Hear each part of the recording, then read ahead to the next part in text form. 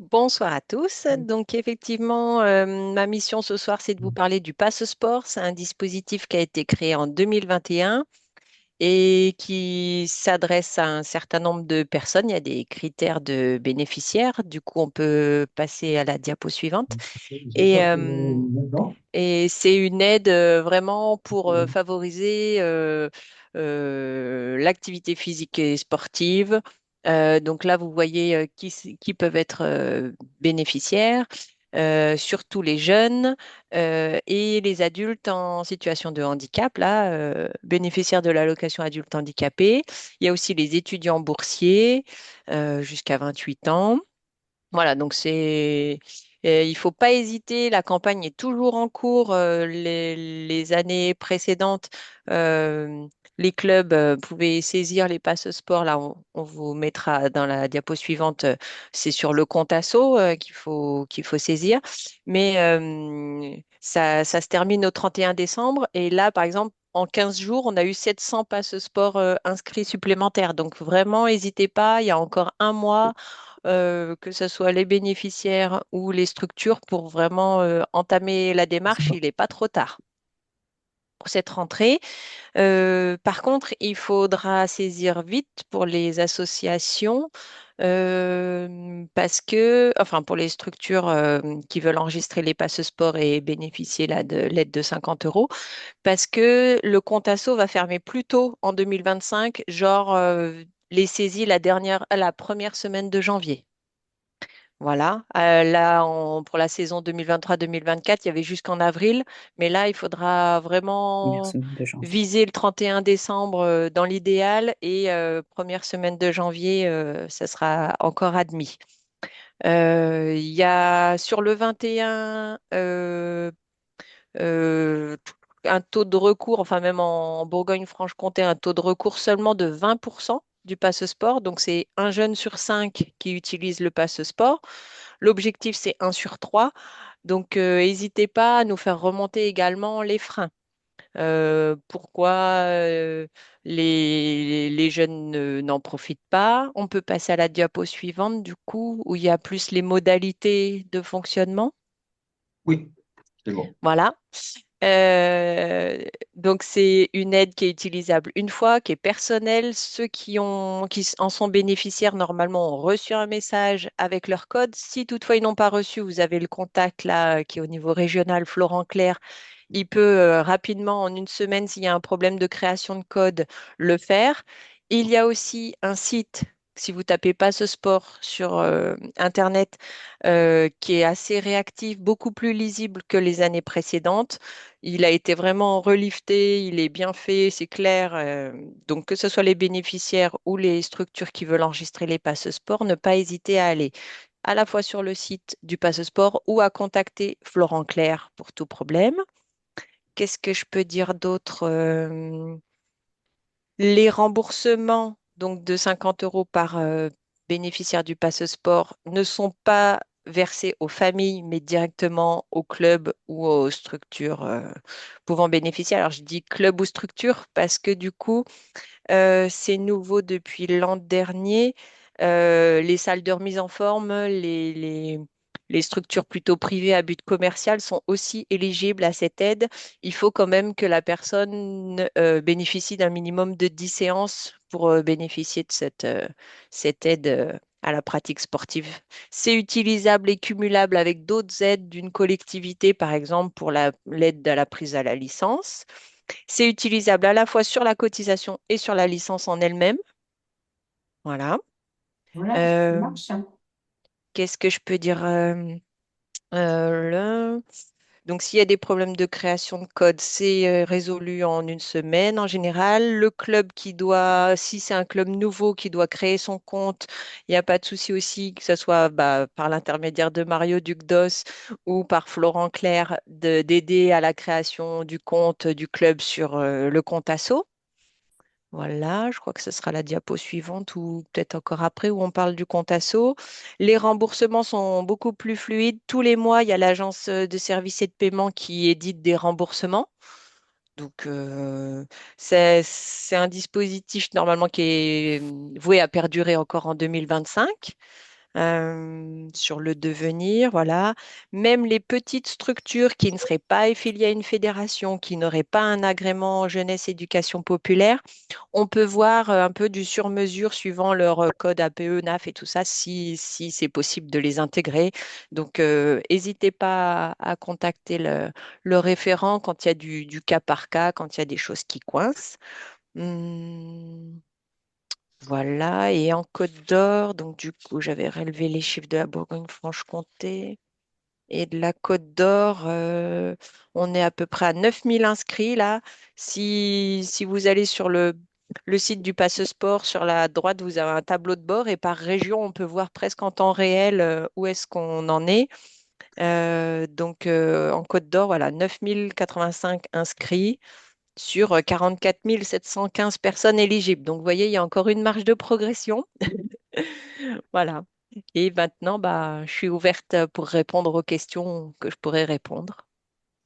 Juste petit aparté, j'ai vu plusieurs messages sur le chat comme quoi enfin, certaines personnes ne voyaient pas le support. Est-ce que tout le monde voit le support? Oui, Oui, pas de problème. Oui, problème. Oui, oui, oui, Ok. Oui, oui, pas de souci. oui, pareil, je vois. Oui, oui. Oui, c'est bon. Dans tous les cas, ceux qui ne le voient pas de panique, hein, je l'enverrai. Donc, s'il y a besoin, vous pourrez le consulter après l'envoi. Petite question, Noémie. Pour un club qui a une cotisation licence de moins de 50 euros, comment ça marche? Alors, ben, c'est ce que j'ai demandé, moi, au référent. Là, je l'ai appelé avant pour préparer cette visio.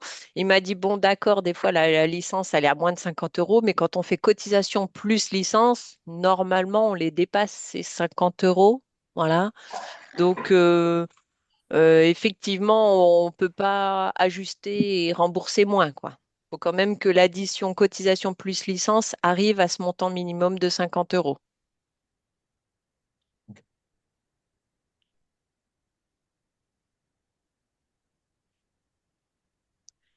Là, je vois dans Super. les commentaires, oui, Comment que vous faites c'est...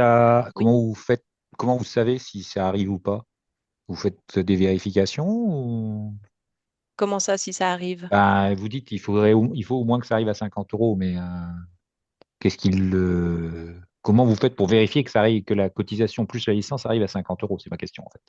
Ah, je ne sais pas précisément, mais par contre, sur le compte asso, quand la structure se crée, on lui demande quand même de verser un petit peu des documents administratifs. Bon, Hmm, c'est assez classique parce que c'est comme un peu une demande de subvention. Enfin, d'accord. sauf que là, la demande se résume à la saisie d'un code. Après, j'ai pas le back-office, enfin, j'ai le back-office, mais pas forcément, et encore, c'est mes collègues, j'ai pas forcément le point de vue d'une assoce qui accède et qui enregistre ces codes. Alors, je sais pas s'il y en a qui peuvent témoigner. Je sais que sur la Côte d'Or, on a l'ADN, la natation, qui est number one en saisie de code passe sport. Je sais pas s'ils sont représentés ce soir. Mais c'est vrai qu'on a des disciplines qui sont plus pourvoyeuses de passe-sport. Je les avais notées également. Je crois qu'il y avait foot, la natation. Voilà. Noémie, on a une question de la SC Box de Chevigny. Ouais. Plus de Pour les 30 personnes ans. entre 30 ans, ouais, est-ce qu'ils Non, peuvent ouais. bénéficier? C'est bah si on revient dans les deux diapos précédentes, là dans la liste des bénéficiaires, effectivement, c'est adultes jusqu'à 30 ans, là, bénéficiant de Ouais, l'allocation adulte handicapé, c'est jusqu'à 30 ans. Ouais. ouais, c'est C'est ce que j'ai vraiment que vu. c'est ciblé un peu plus sur la tranche jeune, même si les jeunes, voilà. Mm. Ok, merci. Une petite question. Oui. Le référent pour la Côte d'Or, c'est le même que sur le Doubs? En fait, on a un référent régional, ouais, Florent Clerc, là, le contact que vous avez, D'accord, c'est pour toute la région Bourgogne-Franche-Comté. d'accord, merci. N'hésitez pas à le contacter et lui laisser des messages. Là, il est en congé jusqu'à mercredi, mais laissez des messages, n'hésitez pas. Vous avez aussi dans chaque service départemental un autre référent en passe-sport. Là, nous, dans le 21, il s'appelle Julien Caravata.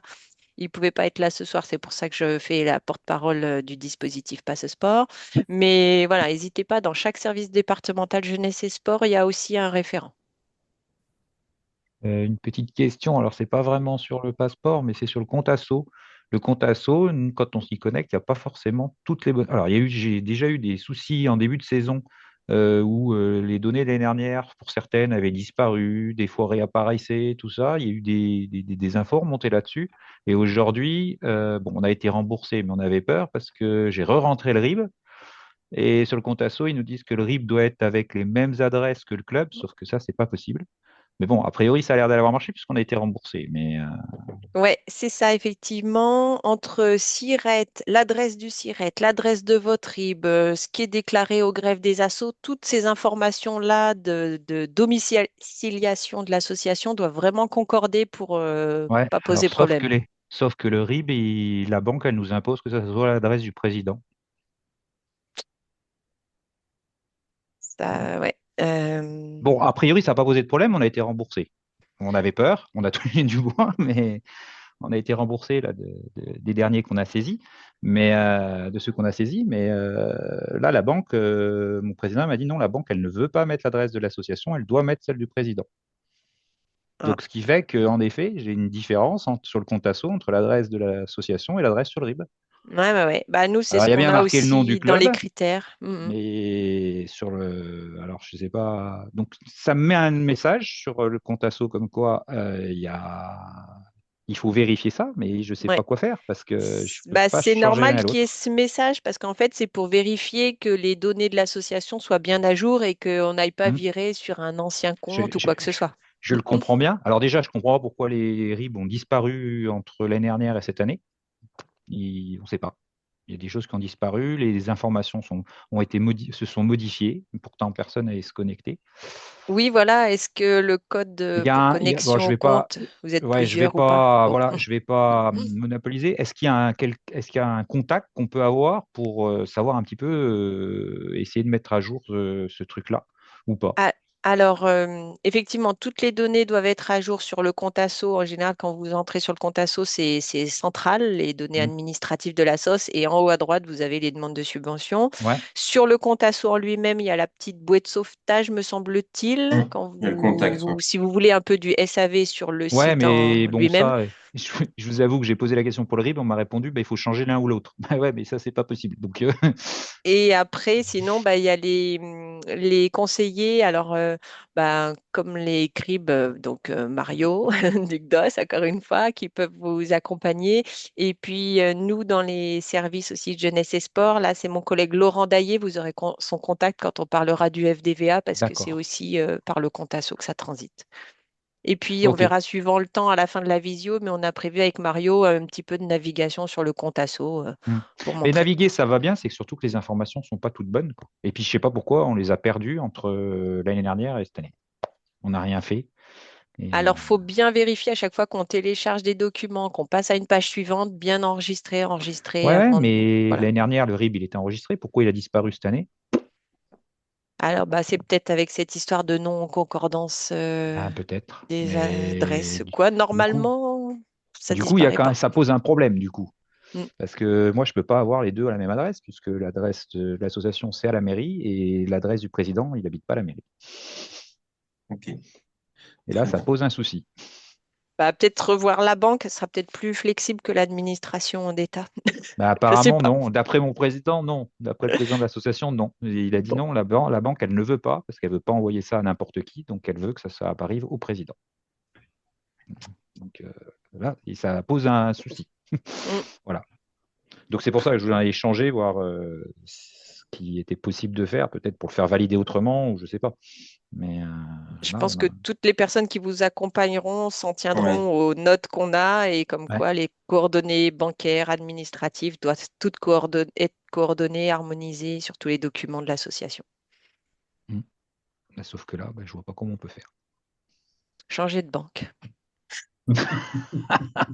Je vais appeler le Crédit Mutuel, je vais voir avec mon président pour qu'il change de banque. Ok, D'accord, très bien, merci. De rien. merci à vous. Est-ce qu'il y a d'autres questions sur le Passeport?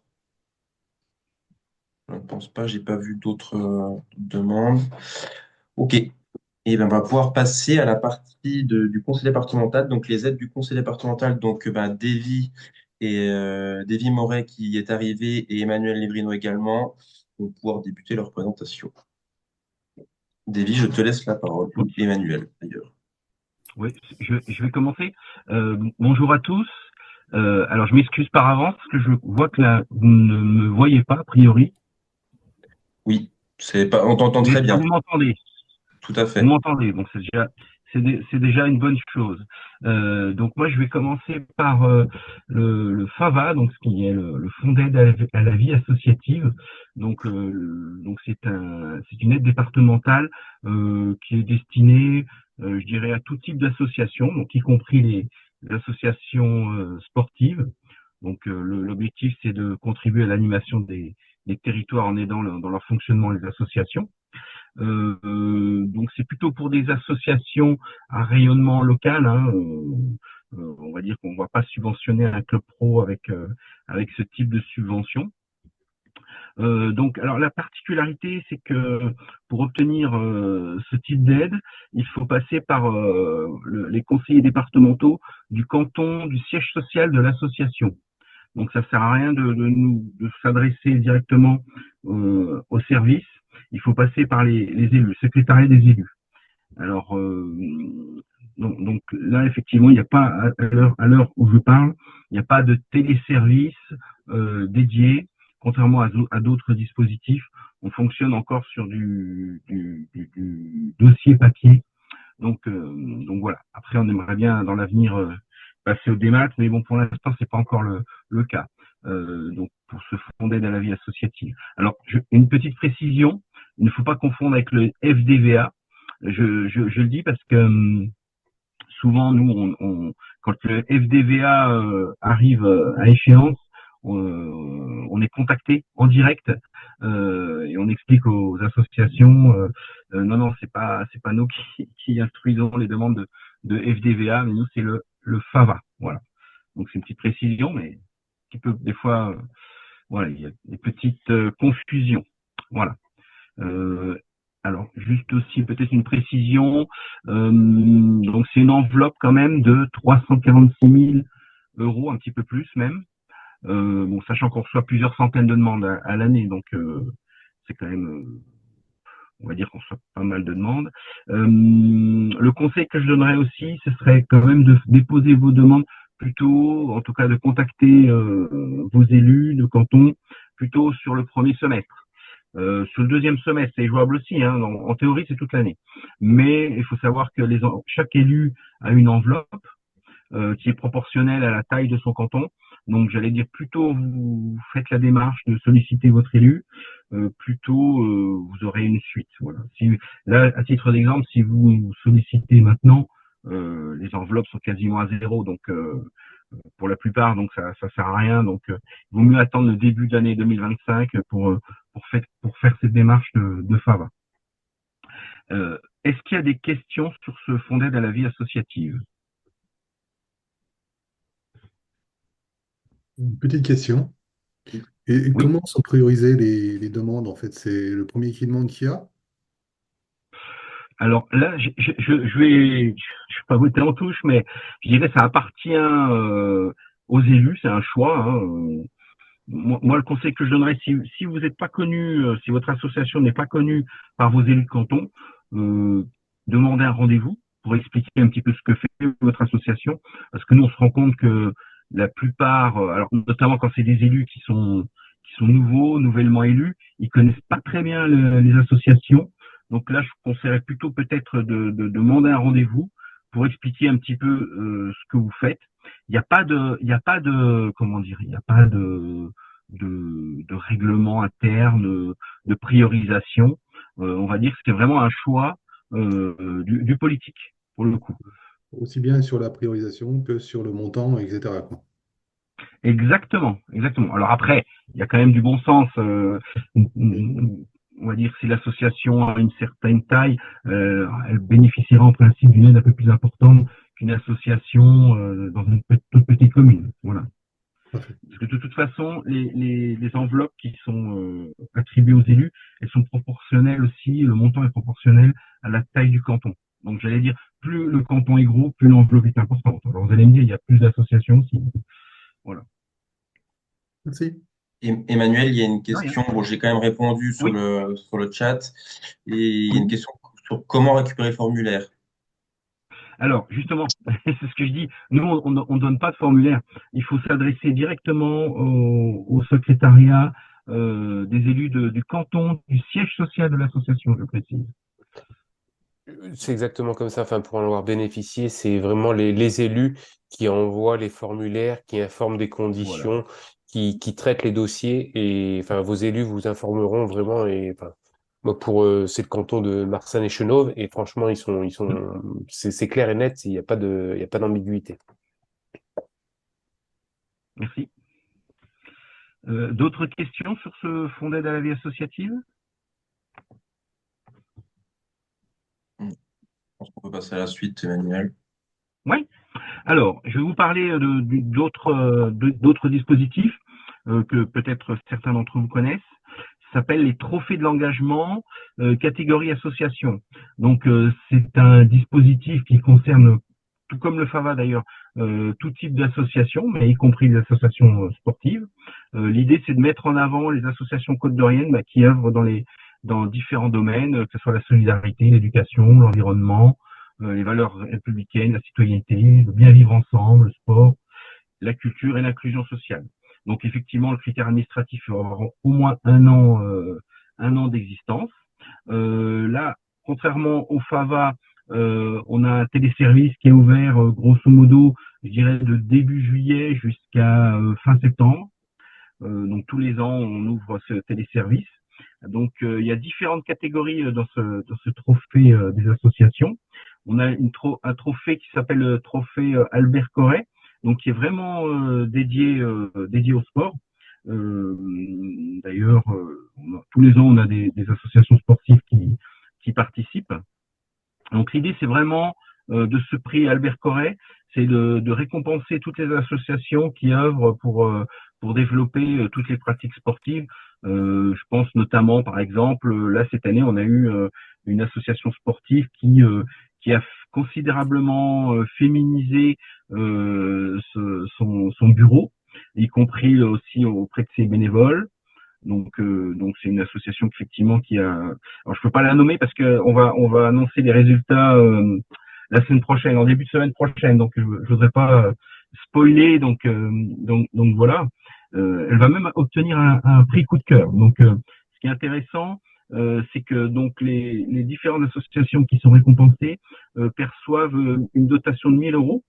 Et l'association qui perçoit le prix coup de cœur va toucher 2 000 euros. Donc là, en l'occurrence, l'association sportive qui va être récompensée va percevoir 2 000 euros.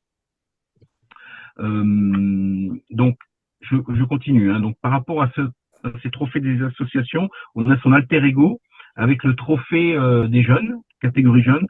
Donc là, contrairement au trophée des associations, on n'a pas de catégorie, de catégorie spécifique. On a des catégories d'âge.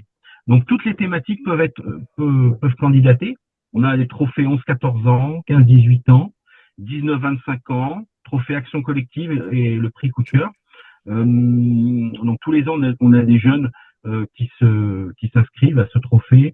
Je prends l'exemple de jeunes. Là, il y a un jeune qui va être récompensé, qui est bénévole au sein d'un club de basket. C'est pareil, je vais pas le nommer le club parce que je voudrais pas spoiler les résultats. Donc c'est un jeune qui est très investi au niveau du coaching. Il participe aussi à des formations arbitrage. Il fait même partie d'une commission jeune au sein de son club. Donc voilà, tous ces types d'initiatives, moi, j'encourage vivement les jeunes des associations sportives à candidater. Alors là, pour le coup, les prix sont pas pour les clubs, mais pour les jeunes qui s'investissent au sein des associations. Voilà, mais c'est toujours intéressant pour un jeune bénévole qui s'investit beaucoup. N'hésitez pas à en parler à vos jeunes. Je pense particulièrement aux jeunes 11-14 ans. qu'on a très très peu de candidatures sur les 11-14 ans. Donc j'allais dire en proportion, il y a plus de chances de gagner ce trophée des 11-14 ans que sur la catégorie 19-25 ans par exemple où on a pas mal de candidatures, y compris dans le sport.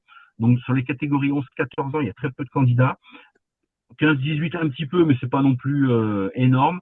Et puis aussi le trophée action collective, parce qu'on récompense des actions collectives qui sont faites par les jeunes. Donc là, il n'y a pas de catégorie d'âge, mais c'est un groupe de jeunes je sais pas, qui va organiser un tournoi ou une compétition qui porte vraiment le projet de A à Z, de la recherche des sponsors à l'organisation.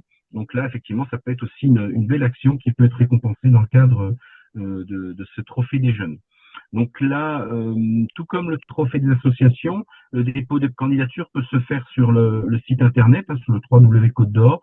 Donc je dirais entre mi-juillet et fin septembre. Voilà. Donc de toute façon, on communique tous les ans par le biais du BDOS aussi, on donne l'info et l'info elle est relayée sur la lettre du BDOS. Je ne sais pas si vous avez des questions sur ces deux trophées. Alors, Emmanuel, il y a déjà une première question. Oui. Est-ce que le handibox peut être éligible pour le prix Albert Corret sur la partie association? Oui, oui, oui, oui, oui, tout à fait. Oui, oui, oui, oui, ça peut, effectivement. Donc on a effectivement, comme je disais, alors j'ai pas développé beaucoup, mais je parlais de féminisation du sport, mais c'est aussi favoriser la pratique, les pratiques handisport, le sport adapté, toutes ces, je dirais, tous ces sports qui sont émergents aujourd'hui. Effectivement, le trophée Albert Corret peut récompenser ce type d'initiative. Et d'ailleurs, j'ai pas précisé. Est-ce que tout le monde sait qui est Albert Corret? Non, non, non, pas du tout. Non.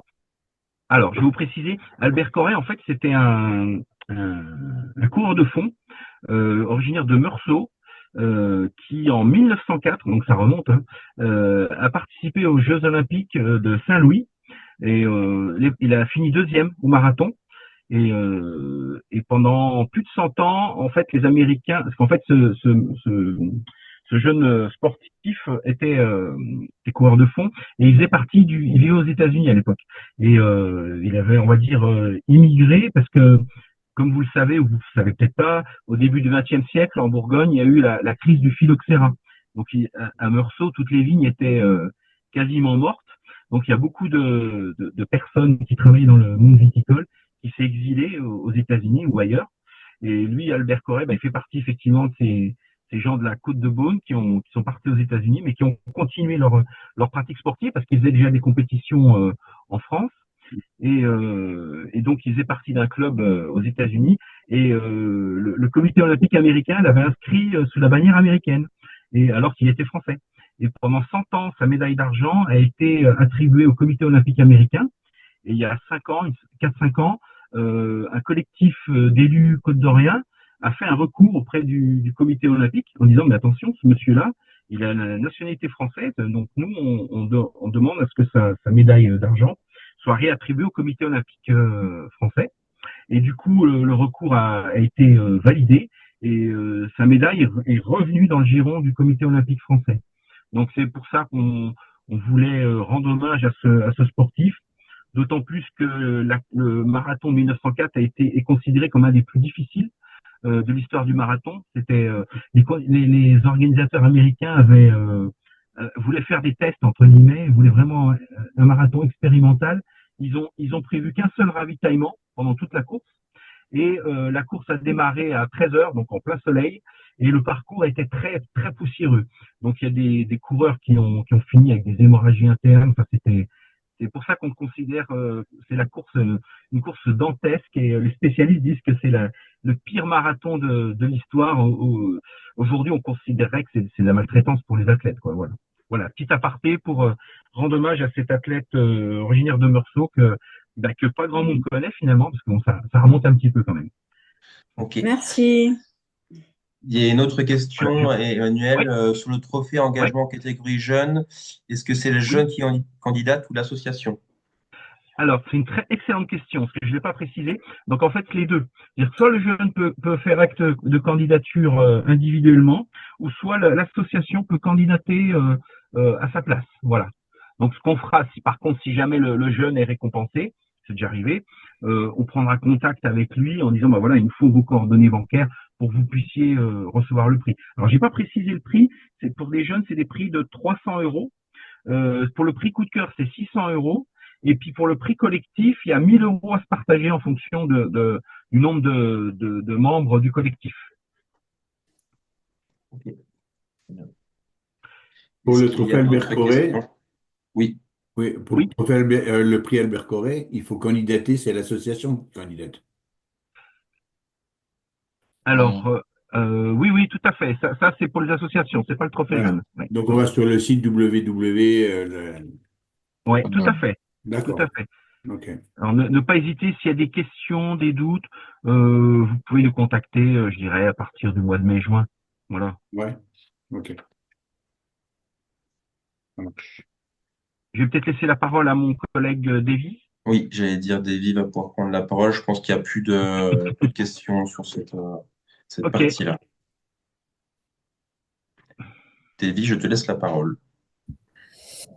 Bonsoir à tous. Est-ce que vous m'entendez bien déjà? Très bien, Très bien. très bien.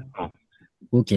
Bon, Oui. eh bien, merci Emmanuel. Donc, moi, ce que je vais faire, c'est que je vais prendre le relais pour le service des sports du conseil départemental et vous parler des aides spécifiquement dédiées aux clubs et associations sportives. Maintenant, on est bien sur les aides au sport uniquement. Je vais vous parler en premier d'un fonds qui a le mérite d'exister, qui est le Fonds d'aide au sport pour tous, le FAST. Bon, je vous précise tout de suite que c'est quand même pas une très grosse enveloppe budgétaire chez nous et qu'en général, on soutient plutôt des projets de comités départementaux sportifs, donc plutôt des projets de dimension départementale. Toujours est-il qu'il est quand même possible pour un club sportif, quel qu'il soit, de postuler sur ce fonds. Dans le détail, la description du dispositif, c'est effectivement qu'il vise à soutenir des initiatives qui manifestent leur capacité à agir sur l'élargissement et la diversité de l'offre de pratiques sportives en Côte d'Or. Quand on a dit ça, qu'est-ce qu'il y a derrière concrètement? Ce qu'on veut dire, c'est que, par exemple, un club pourrait être soutenu s'il a un projet de développement qui va au-delà de son territoire d'origine. Voilà, donc il faut plutôt des projets de dimension supra-territoriale au territoire d'origine et si possible même de dimension départementale. C'est pour ça qu'on est plutôt sur des soutiens en général envers des comités départementaux sportifs, encore une fois. Mais voilà, c'est pas impossible pour un club, par exemple, qui est bien implanté sur son territoire, une commune, plusieurs communes, une Comcom, de se dire, bah, il y a peu de pratiques ailleurs dans le département, pourquoi j'irais pas insuffler une dynamique pour développer un sport ou, en particulier. Donc après, ça peut aboutir à la création de sections sportives, voire de nouveaux clubs dans ces territoires où au départ, il y avait pas grand-chose ou rien du tout. Voilà, c'est un exemple de projet qui pourrait être soutenu, un projet d'un club qui pourrait être soutenu au titre du Fonds d'aide au sport pour tous. Au niveau du taux d'intervention, bon, ils sont spécifiés ici. Les aides sont possibles jusqu'à 7 500 € maximum. Ce sont quand même des aides qui peuvent être conséquentes, hein, mais ça peut être aussi beaucoup moins. Ça dépend notamment du budget présenté, en sachant que l'aide ne peut pas dépasser 50% du coût TTC du projet. On est aussi sur des aides qui se veulent plutôt renouvelables dans la limite de 3 ans. Voilà, parce qu'en général, on sait que sur un nouveau projet, c'est quand même bien d'avoir une visibilité au moins sur 3 ans. Et donc, c'est ce que permet ce dispositif en disant pour un projet nouveau d'ampleur départementale ou au moins sur un territoire suffisamment important, voilà, le département pourrait s'engager à soutenir pour 3 ans avec souvent un soutien qui serait plutôt dégressif. Donc, après, ça dépend encore des projets, tout est discutable. Ce qui se passe ici, pour ce dispositif, il n'existe pas de téléservice dédié, ni même de formulaire type. Ce qu'il faut, dans tous les cas, c'est que si vous identifiez avoir un projet qui pourrait répondre à ce dispositif, il faut en faire la demande au service des sports du département. En général, ça donne lieu plutôt à un rendez-vous pour discuter de votre projet. Très souvent, les projets répondent plutôt à d'autres dispositifs, donc on a tendance à les renvoyer vers d'autres aides possibles. Voilà, c'est pour ça qu'il n'existe pas de formulaire dédié, puisque Chaque année, ce qu'il faut dire aussi, c'est qu'on a quand même relativement peu de projets de ce type-là qui sont soutenus, encore une fois, parce que l'enveloppe budgétaire est aussi limitée. Et aussi parce que les projets doivent répondre à ces critères que je viens de vous exposer. Au niveau de l'éligibilité, effectivement, il faut quand même que l'association ait au moins 1 an d'existence. Hein, c'est la même chose que pour les dispositifs évoqués précédemment.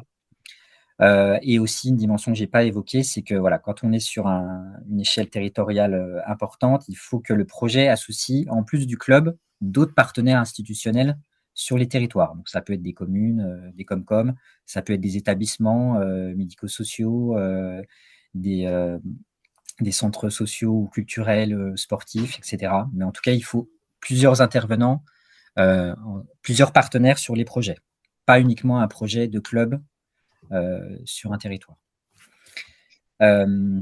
Voilà pour ce dispositif. Alors, je ne sais pas si je vous laisse la parole pour poser des questions éventuellement maintenant, si on fait ça sur la fin. Bon, écoutez, si je peux vous laisser Je pense qu'on va laisser la parole s'il y a des questions. Oui.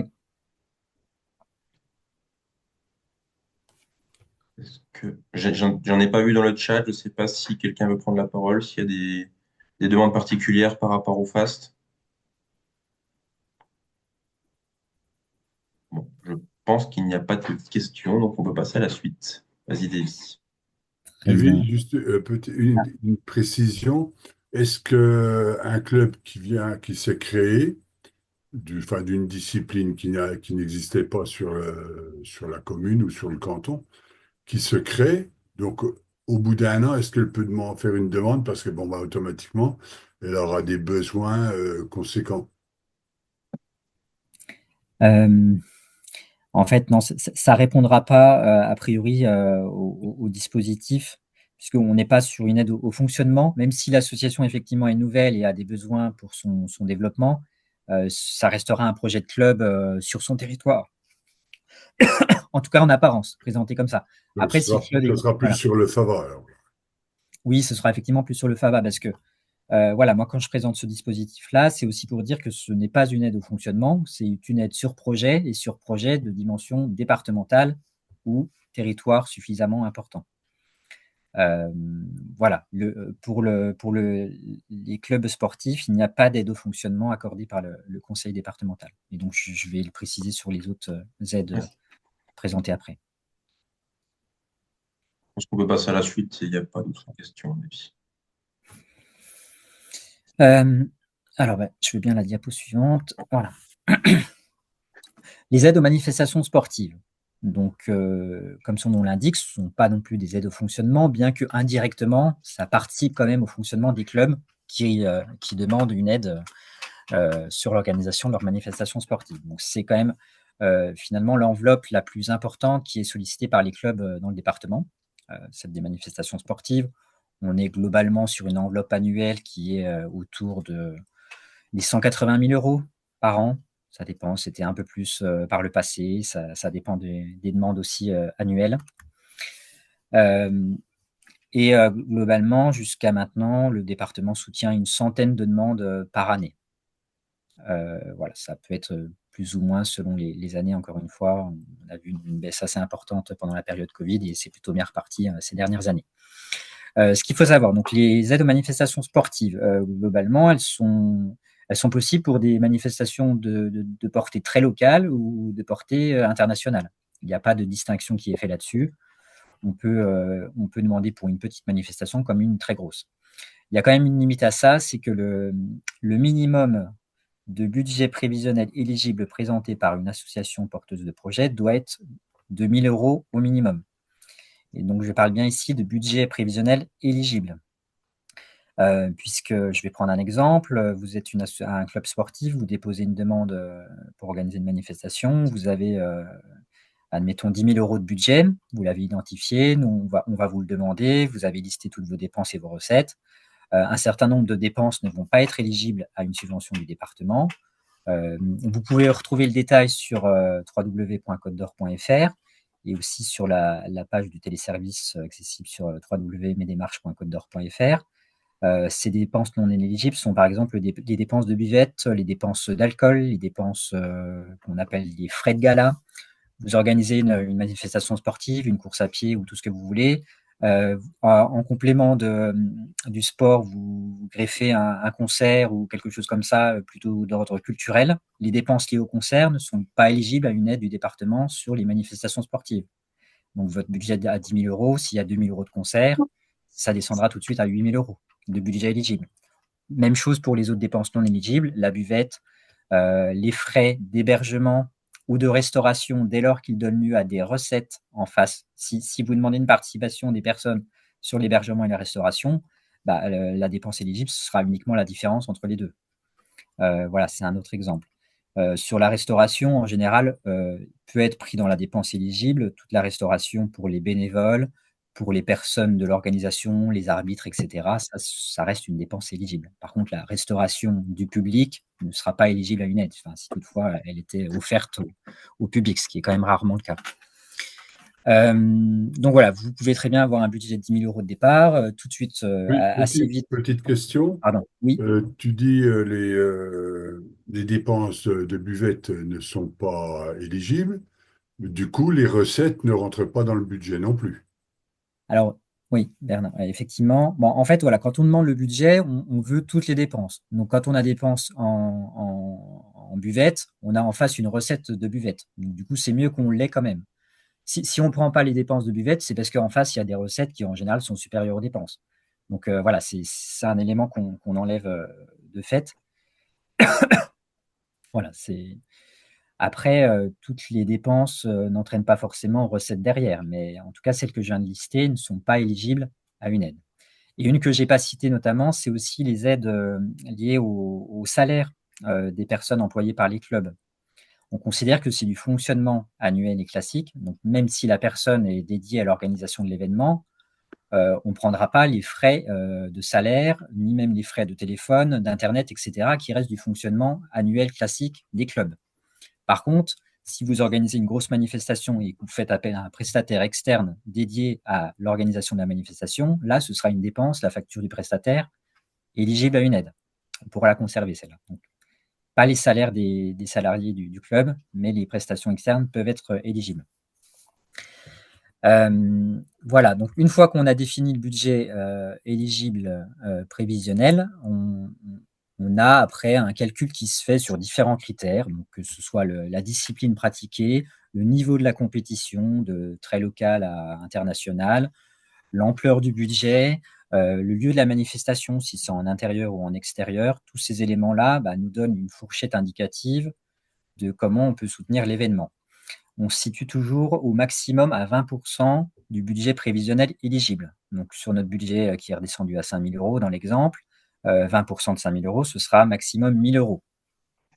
Donc là, on est sur le plafond haut. Les 20%, c'est le maximum. Dans les faits, il faut plutôt vous attendre à une subvention qui tourne généralement autour de plus ou moins 10% du budget prévisionnel éligible. Ce n'est pas une règle absolue, mais c'est voilà, une moyenne. On sera plutôt dans ces eaux-là. Il y a quelques exceptions, notamment pour les clubs qui organiseraient des manifestations handisport ou sport adapté. Dans ces cas-là, en général, on peut, suivant les demandes, dépasser ce plafond de 20% maximum d'aide par rapport au budget prévisionnel éligible. C'est possible, on le fait uniquement pour ces catégories bien spécifiques de manifestations handisport et sport adapté. Vous pouvez déposer un dossier toute l'année et au moins 2 mois avant la tenue de la manifestation. C'est important puisque moins de 2 mois avant, on va avoir des difficultés à instruire le dossier et à proposer une aide avant la manifestation, faut bien être clair. Je vous précise aussi, il est possible que ce délai soit allongé dans les prochains mois. C'est-à-dire que déjà 2 mois, c'est quand même très juste pour être réactif et accorder une aide au club avant la tenue de l'événement. Donc c'est quand même mieux quand on a un accord de subvention avant l'événement. Donc c'est pour ça que ce délai risque d'être allongé dans les mois qui viennent. Donc, les indications seront portées sur notre site internet. Ce sera bien précisé, le nouveau délai qui pourrait passer à 3 mois, voire à 4 mois. Bon, il n'y a encore rien d'acté à ce niveau-là. Au niveau de l'aide, ce qui n'est pas précisé là, mais que je peux vous dire aussi, c'est que le département paye, dès lors que la subvention est votée par les élus, une avance tout de suite de 80% de la subvention, que la manifestation ait eu lieu ou pas. Les 20% restants seront versés sur présentation du bilan de la manifestation Donc, il est attendu un bilan financier, donc, qui rappelle ce que vous avez effectivement réalisé en termes financiers au regard du budget prévisionnel envoyé en amont, et un bilan sportif assez court qui nous rappelle les principaux résultats de votre manifestation pour nous dire, voilà, en fonction de ce que c'était, des classements de course à pied ou ce qui se prête bien à votre événement. Ça peut être aussi des articles de journaux qui peuvent nous être envoyés pour montrer que la manifestation s'est bien passée et pour avoir un résumé de celle-ci. Voilà, je pense avoir fait le tour. Et les récompenses, elles sont éligibles au club? Oui, oui, effectivement, les récompenses, je ne l'ai pas cité, mais c'est une catégorie de dépenses qui est éligible à une aide et effectivement, elles peuvent parfois être importantes aussi bien en numéraire qu'en lot. Les lots et les récompenses financières sont éligibles à une aide. Merci. Est-ce qu'il y a des questions sur l'aide à la manifestation sportive? J'ai rien sur le chat. Je ne sais pas si ça a été assez complet. Je pense que ça a été assez complet. David, on va pouvoir passer à la suite. Ok.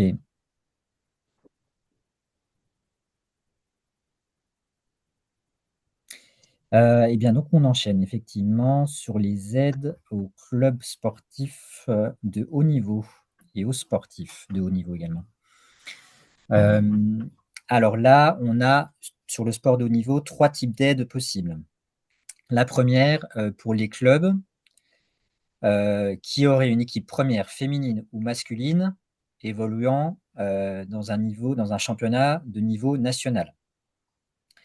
Bon, je ne vais pas forcément prendre d'exemple, mais pour ce qui est plutôt des sports collectifs, on va retenir là les 5 premiers niveaux nationaux de la compétition. Donc, les 5 premiers niveaux nationaux, ça colle bien avec le foot, le basket, le handball, où en général, les 5 premiers niveaux de la compétition sont des niveaux nationaux. Si dans une autre discipline, on n'a pas 5 niveaux nationaux, mais que 3, ben, si on évolue au 4e niveau ou au 5e, on ne pourra pas prétendre à une aide, puisqu'on sera plutôt sur des divisions régionales, voire départementales. C'est comme ça qu'il faut l'entendre, pour les sports collectifs. Pour ce qui est des sports individuels par équipe, qu'on distingue des sports collectifs, en général, là, il y a moins de niveaux nationaux. Et donc, on ne retient dans ces cas-là que les 2 premiers niveaux nationaux de la compétition pour pouvoir déposer un dossier éligible à une aide. Donc voilà, ça c'était le premier dispositif. Le Pas tout deuxième. compris. Pardon, oui, C'est allez-y. c'est pas très clair le niveau là, pour un club, par exemple. Moi, je fais partie d'un club d'échecs. Il y a des compétitions nationales, régionales. Il y a 4 niveaux de compétition nationale, puisqu'il y a national 1, 2, 3, 4. Et après, on passe sur des régionales 1, 2, par exemple. Oui. Est-ce que les nationales 1, 2, 3 et 4 seraient éligibles? Alors là, vous êtes dans un sport qui est dit individuel par équipe. C'est pas équipe. C'est-à-dire qu'en fait, on oui, joue, c'est des équipes qui jouent contre des équipes. D'accord, oui. Bon, vous comprendrez qu'à mon avis, on ne pourra pas faire entrer les échecs dans les sports collectifs au sens qu'on l'entend. Donc, ce sera plutôt catégorie sport individuel par équipe. D'accord. Et là, donc, sport individuel par équipe, la limite, c'est les 2 premiers niveaux nationaux. Donc, les 3e et le 4e, même si ce sont des niveaux nationaux, ne seront pas éligibles à une aide. D'accord, ok. Voilà. Bon, faites bien de poser la question parce que ça peut porter à confusion dans un premier temps quand on n'est pas familier avec le dispositif. Et à l'inverse, si le premier niveau seulement est national et que le deuxième est tout de suite un niveau régional, pareil, le deuxième niveau ne sera pas soutenu non plus, puisqu'on sera sur du niveau régional ou départemental.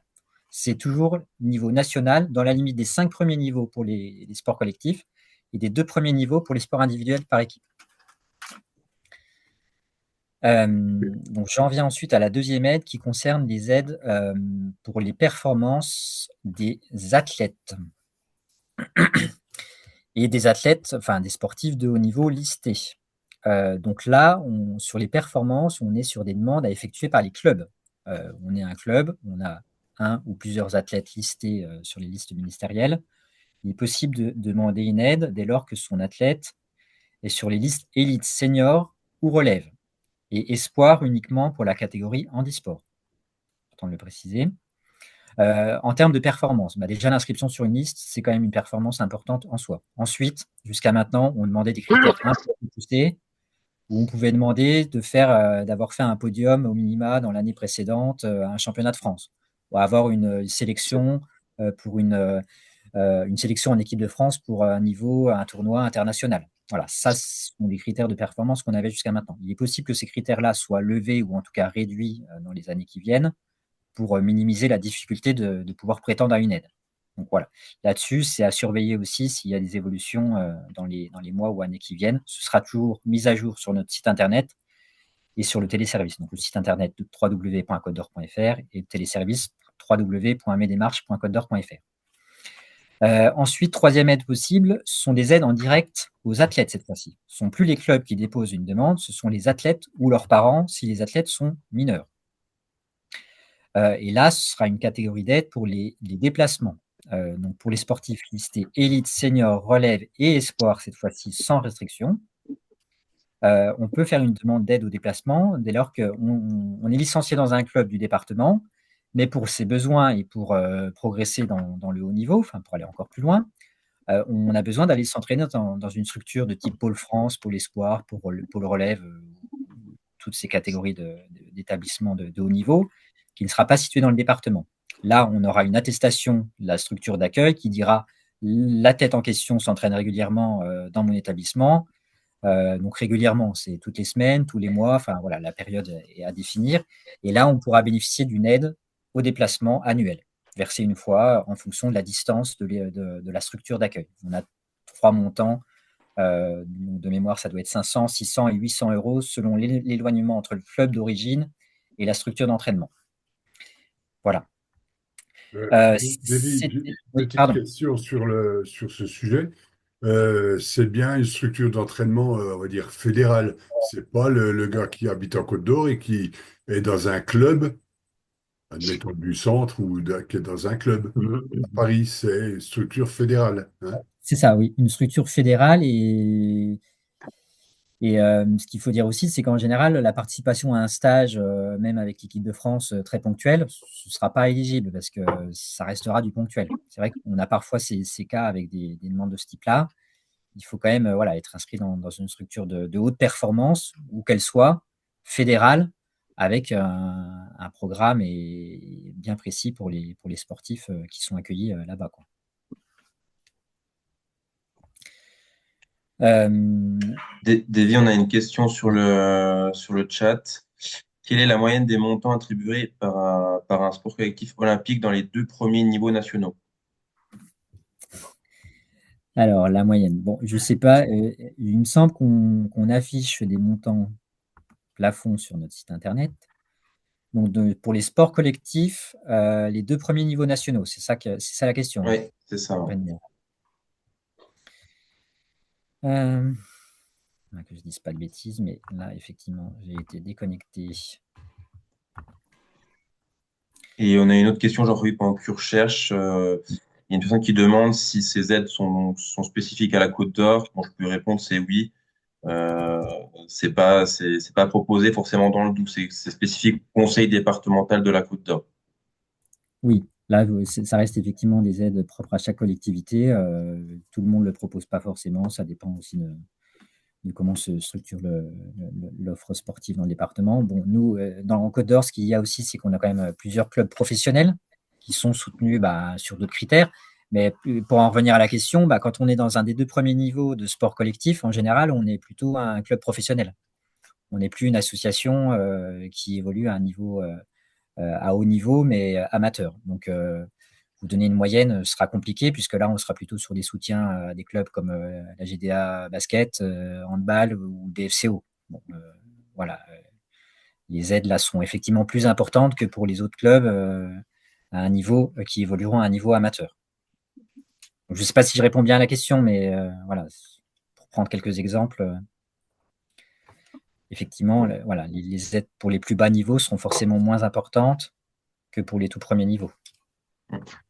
Bon, dans tous les cas, Davy et Emmanuel restent disponibles. S'il y a d'autres questions après la visio, il y a leur contact que je transmettrai avec le compte rendu et le support. Donc, n'hésitez pas à reprendre contact avec eux pour toute question. Je pense qu'il n'y a pas d'autres questions sur les dates du département. On va pouvoir passer à la suite. Merci. Merci, Davy. Donc, du coup, bah, là, c'est moi qui vais prendre la main pour vous présenter un outil qui a été conçu par le CDOS 21, donc l'outil Saved. Save, ça sert à quoi? Pour une association, eh ben, c'est pouvoir rembourser les frais de bénévoles ou émettre un refus fiscal avec un justificatif clair, simple et précis. Donc, ce que je disais, c'était faciliter la production de justificatifs qui vont vous servir pour votre comptabilité. Donc, toute association, normalement, en tient une. Et dans cette comptabilité, au sein des comptes 8, pouvoir inscrire la valorisation financière du bénévolat. Et également, ça permet de certifier les heures de bénévolat qui sont déclarées sur le compte bénévole et qui sont liées au compte engagement citoyen. Pour les bénévoles, bah, ça sert à réaliser un relevé de frais de déplacement pour le remettre à son association, soit pour se faire rembourser, soit pour en faire don à l'association. Bénéficier de réduction d'impôt sous condition, on y viendra après. Et valoriser financièrement son bénévolat. Donc, ce que je disais tout à l'heure, c'est de pouvoir le mettre dans les comptes 8, mais c'est aussi rendre compte de votre utilité sociale au sein de l'association. Également, avoir un suivi horaire de votre bénévolat et acquérir des droits à formation en déclarant vos heures de bénévolat sur le compte engagement citoyen, enfin, sur le compte bénévole en lien avec le compte engagement citoyen. Les avantages de cette application, donc, c'est pouvoir saisir vos frais, qu'ils soient de déplacement ou autres, vos frais qui sont liés à votre activité de bénévole au sein de votre association. Sauvegarder vos données sur un seul endroit. Gérer son association via le volet administration pour les dirigeants de l'association. Avoir un suivi mensuel et annuel de ses frais et de son activité bénévole. Et pouvoir télécharger ses relevés et pouvoir produire des justificatifs comptables, notamment pour l'association et pour les impôts. Donc, ce que je vous disais tout à l'heure, c'est que vos frais de déplacement, avec l'application, vous pouvez faire des relevés. Ces relevés-là, ben, ça va vous servir en tant que bénévole pour les remettre à votre association. Et votre association, ça va lui servir pour effectuer sa comptabilité. Donc, soit l'association, quand vous avez fait vos relevés de frais de déplacement, vous en demandez le remboursement et ça va servir de justificatif comptable pour effectuer le remboursement. Soit ça va servir à l'association quand ils vont vous remettre un reçu fiscal si vous en faites don à l'association. Donc, j'ai mis un petit exemple en dessous, notamment si le bénévole en fait don à l'association. Donc, on est obligé d'inscrire ces dons dans la comptabilité. Donc, ça va vous servir de justificatif de dons dans votre comptabilité. Pour la valorisation comptable, ça va vous servir parce que ça ne génère pas de flux financier, c'est seulement du virtuel, mais ça va vous servir pour le saisir dans votre comptabilité au sein des comptes 8, donc qui apparaîtra hors du compte de résultat de votre association. Pour le cumul des heures de bénévolat, ça va servir pour les dirigeants associatifs parce qu'en tant que bénévole, vous allez pouvoir saisir vos nombres d'heures de bénévolat sur le compte bénévole. Donc, j'ai remis les liens sur la diapositive, donc le compte bénévole.association.gouv.fr. Ces heures de bénévolat, normalement, il faut qu'elles soient validées par le valideur, on appelle ça le valideur CEC dans l'association. Donc, pour pouvoir valider ces heures, ben, l'association elle a besoin d'un relevé des heures de bénévolat du bénévole. Donc, dès que vous allez remettre votre saisie aux dirigeants de l'association et aux valideurs CEC de l'association, ils vont pouvoir valider via le compte asso, on en parlait tout à l'heure, le compte asso de l'association pour valider vos heures. Donc, Petit tour d'horizon sur sur l'application, très rapide. Donc, il y a un lien pour se connecter. On arrive sur une page de connexion. Donc, si vous n'avez pas de compte, vous pouvez vous inscrire. Donc, l'application est utilisable sur smartphone, sur tablette et sur ordinateur. Quand vous êtes inscrit, vous allez arriver sur votre page d'accueil. Si vous venez de vous inscrire, il faudra directement aller adhérer à une association, car sans adhésion à une association, vous ne pouvez rien faire sur l'application. Donc, si votre association n'existe pas, vous pouvez l'enregistrer. Si elle existe déjà, vous pouvez aller sur la liste des associations et y adhérer. Si c'est vous qui la créez, l'association, vous en deviendrez automatiquement l'administrateur, en sachant que c'est modifiable si besoin après. Depuis la page saisie, vous avez la possibilité de saisir des données qui seront, on va dire, obligatoires et des données facultatives. Donc, je vous ai mis un petit imprimé écran de ce que vous pouvez faire sur la page de saisie. Donc, vous avez la partie noire qui concerne le lieu de départ et le lieu d'arrivée et pourquoi vous vous êtes déplacé, la date de déplacement et l'association qui est concernée par le déplacement. La partie bleue concerne la valorisation des heures de bénévolat avec l'heure de départ et l'heure d'arrivée et le taux horaire que vous allez choisir pour la valorisation financière du bénévolat. C'est-à-dire que en fonction de l'activité que vous allez avoir en tant que bénévole, c'est à vous de choisir le groupe de classification qui est lié au taux horaire de la variation du bénévolat. Sur la partie jaune, vous avez la partie frais de déplacement, vous allez inscrire vos kilométrages. Et dans la partie autres frais, vous allez pouvoir mettre, si vous avez des frais qui sont liés à ce déplacement. Donc, ça peut être des frais d'autoroute, ça peut être des frais de stationnement, ça peut être tout un tas de frais. Vous avez la possibilité, il y a le barème kilométrique qui est de base à 0,324. Vous avez la possibilité de le modifier en sachant qu'il faudra le modifier en fonction des chevaux fiscaux de votre voiture ou en fonction du taux qui est demandé pour le remboursement au sein de votre association et qui a été validé en assemblée ou en comité d'administration. Tout ceci vous donne un total de notes de frais. Cette note de frais, par défaut, elle est inscrite dans la partie don. Si vous souhaitez vous faire rembourser, il faudra inscrire dans la partie remboursement le montant que vous souhaitez vous faire rembourser et la partie don qui sera le reliquat. Après avoir inscrit tout ça, vous cliquez sur enregistrer. Vos données vont venir s'inscrire dans la page récapitulative de l'application. Donc, dans cette page-là, vous pourrez trier, sélectionner certaines données, les exporter en PDF, les modifier ou les supprimer. Voilà un petit exemple. Donc, dans votre récapitulatif, vous avez la possibilité de trier par année, par mois et par association, parce que vous pouvez avoir un compte pour plusieurs associations.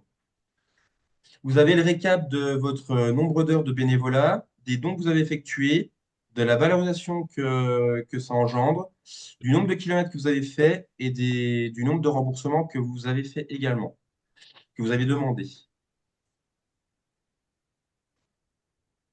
Et il y a également une page de contact si vous avez des difficultés à utiliser l'application. Je suis allé très rapidement sur la présentation de cette application. N'hésitez pas si vous avez besoin. Et si vous avez des questions, on peut les prendre maintenant. Petite question. Oui, Donc, si j'ai bien compris, avec cette application, on peut comptabiliser les, la- le- les dons qu'on peut faire à une association, tout à de fait. façon à ce que ce soit bien rentré dans le plan comptable, c'est ça? Alors, non, ça sera à vous. En fait, ça va vous servir de justificatif. Vous allez pouvoir extraire un justificatif des dons que vous allez faire pour l'association. OK. Donc, Et puis c'est-à-dire que derrière, vous, donc, en tant que bénévole, vous allez saisir, vous allez extraire vos données et soit vous allez demander un remboursement à l'association, soit vous allez en faire don. d'accord. Et ce relevé qui va sortir de l'application, il va servir à l'association pour la comptabilité, que ce soit pour le remboursement ou pour un don. Et l'avantage pour l'association de comptabiliser les dons comme ça de ses membres bénévoles? Alors, ça peut être dans le sens où, imaginons une association qui rembourse de base ses bénévoles, eh ben, elle va pouvoir, plutôt que rembourser le bénévole, si lui il préfère en faire don à l'association, parce que en termes fiscal, ça reste presque plus intéressant de renoncer à ses frais et en faire don à l'association si on est imposable. Mhm. C'est-à-dire que le bénévole, au lieu de se faire rembourser, va faire don de ses remboursements et c'est une charge que l'association n'aura pas euh, au niveau des frais de déplacement notamment. D'accord. Ok. Donc ça, oui, ok. C'est des charges qui rentrent quand même dans les frais de l'association, mais qui au final rentrent aussi en termes de recettes, c'est ça? C'est ça, tout à fait. Tout à fait. D'accord. Est-ce qu'il y a d'autres Si on questions? a besoin d'aide au niveau association pour gérer cette partie compta, qui est un peu spécifique, Oui, on peut se retourner vers qui? on peut se retourner bah, vers moi. Je suis référent CRIB, donc bon, ça va changer d'ici peu, ça va passer Guidasso, mais le 221 est disponible pour les associations, pour les accueillir et les accompagner sur ce type de démarche. D'accord, donc on peut vous contacter. Tout à fait. Ok.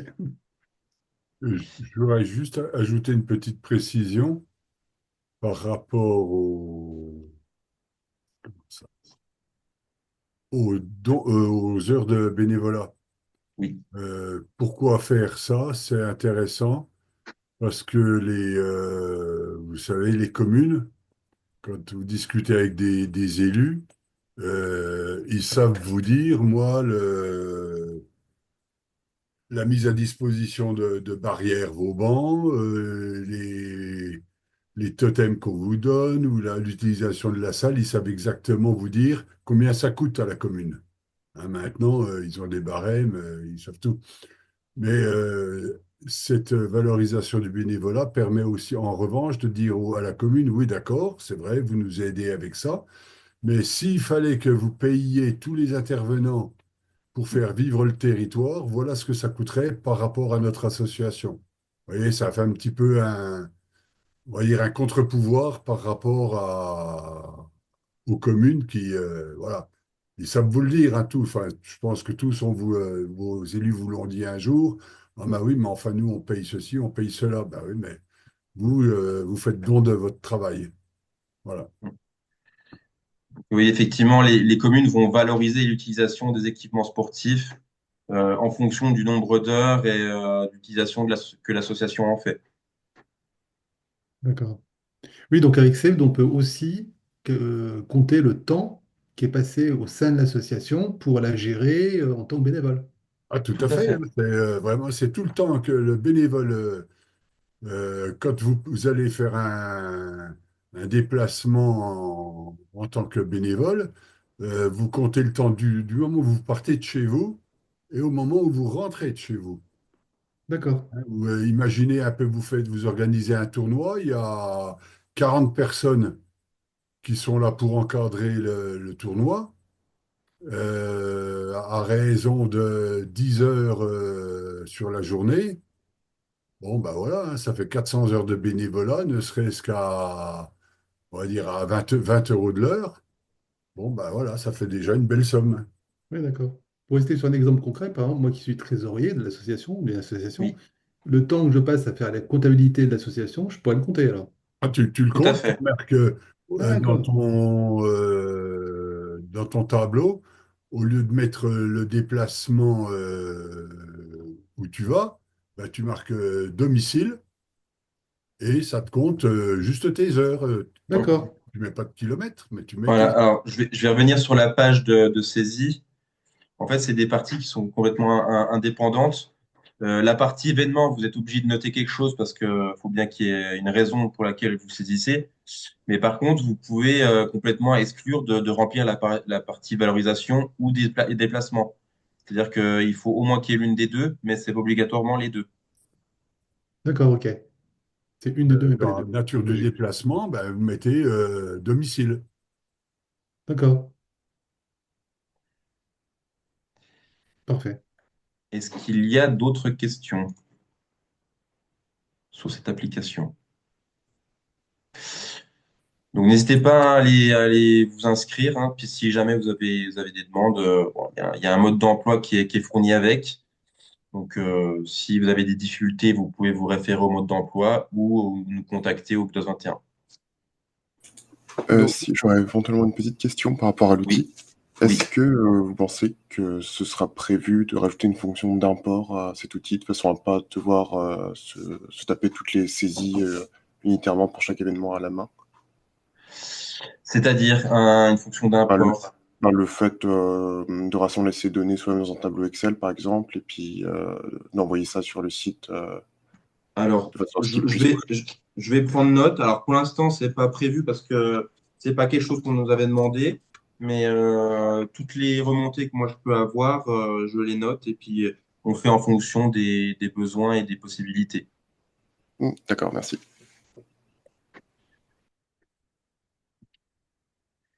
Bon, s'il n'y a pas d'autres questions, on va passer à la suite.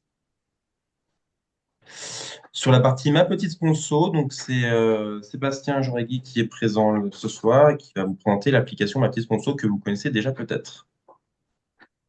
Je te laisse la parole, Sébastien. Bien, merci. Bonsoir à toutes et à tous. Merci pour l'invitation, évidemment, et ravi de participer à cette réunion. Si j'ai bien compris, c'est toi qui tournes les pages au fur et à mesure. Tout à fait. Voilà. Donc, pour me présenter, je suis manager de l'équipe Ma Petite Sponsor, qui a pour mission de vous aider, dirigeants de club, à d'une part récompenser vos membres et d'autre part vous aider à développer vos recettes. Et pour ce deuxième point, cette deuxième mission, y compris avec la plateforme Soutiens ton club, là aussi, beaucoup d'entre vous certainement connaissent.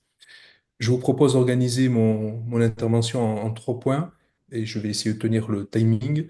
Vous en dire un petit peu plus sur l'application Ma Petite Sponsor. Euh, Aller aussi sur l'essentiel de la plateforme Soutiens ton club. Encore une fois, je pense que beaucoup d'entre vous la connaissent déjà. Et enfin, terminer par l'accompagnement humain que nous continuons à construire sur votre territoire pour vous accompagner sur ces problématiques. Je te laisse continuer. Donc l'application Ma Petite Sponsor, si vous ne le savez pas, hein, donc la marque appartient au CNOSF, au Comité Olympique National, et est désormais déployée à l'échelle de ses fédérations membres.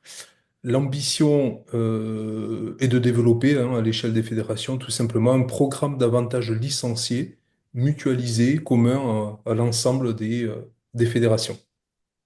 Le principe, le fonctionnement est extrêmement simple. Peut être résumé comme ceci. À chaque achat, l'utilisateur reçoit un remboursement pour lui ou bénéficie d'autres types d'avantages commerciaux, une remise par exemple. Et dans le même temps, il adresse automatiquement un don du même montant et financé par le partenaire lui aussi au club qu'il a choisi de soutenir. Alors, si je donne un exemple pour être, j'espère, clair, je fais un achat chez Decathlon par exemple, eh bien, selon l'offre en vigueur en ce moment, je peux bénéficier de 1 euro par exemple de remboursement sur mon achat de 100 euros je génère dans le même temps un micro-don de 1 euro pour mon club. Et évidemment, c'est le cumul des achats tout au long de l'année et chez l'ensemble des partenaires et par l'ensemble des familles qui génèrent des revenus de plus en plus significatifs. Les objectifs, je pense que vous avez compris, tout simplement renforcer toutes celles et ceux qui choisissent de faire du sport dans un club fédéré, et puis vous aider, associations sportives locales, à développer vos recettes privées et plus largement vos partenariats. Voilà à quoi ressemble l'application. Bon, je vais à l'essentiel.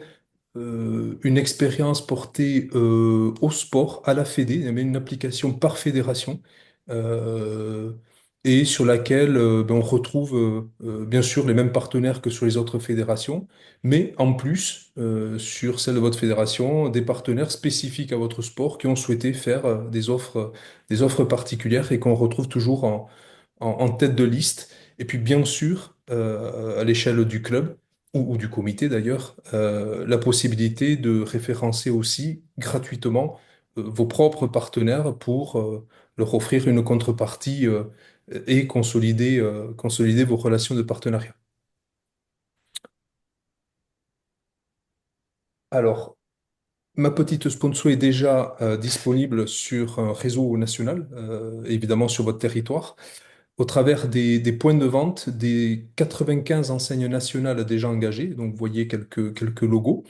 300 sites internet qui ont également été sélectionnés et je dirais aussi important que ceux qui précèdent, auxquels ces points de vente s'ajoutent désormais, et c'est l'objectif de cette saison 2024-2025, comme on l'a fait sur quelques villes pilotes, désormais densifier l'offre des partenaires en référençant des commerces locaux indépendants et parmi lesquels en priorité évidemment les entreprises qui vous accompagnent déjà. Comment ça fonctionne? Voilà, je te laisse tourner. Alors, je ne rentre pas dans le détail, on pourrait y revenir au travers de vos questions si vous le souhaitez. Vous dire que l'usage se simplifie, devient de plus en plus facile. Tout se fait à travers l'application, à travers le téléphone, et voire même sans le téléphone, puisque pour ce qui est de la synchronisation bancaire, par exemple, et donc pour les partenaires qui proposent ce moyen d'activation, il suffit de synchroniser son compte bancaire avec son compte Ma Petite Sponsor, et à partir de là, tous vos achats réalisés avec votre carte bancaire ou même par prélèvement chez ces partenaires sont automatiquement identifiés et génèrent à la fois l'avantage pour l'utilisateur et le don, le micro-don pour le club. On pourrait y revenir évidemment. Euh, bon, beaucoup d'entre vous commencent à entendre parler, y compris par vos fédérations évidemment, puisque c'est à l'échelle de chaque fédération que le déploiement s'organise. Donc, enfin, on regardera les chiffres après, mais bon, de plus en plus nombreux à avoir, enfin, de plus en plus de fédérations qui intègrent l'avantage dans les avantages de la licence.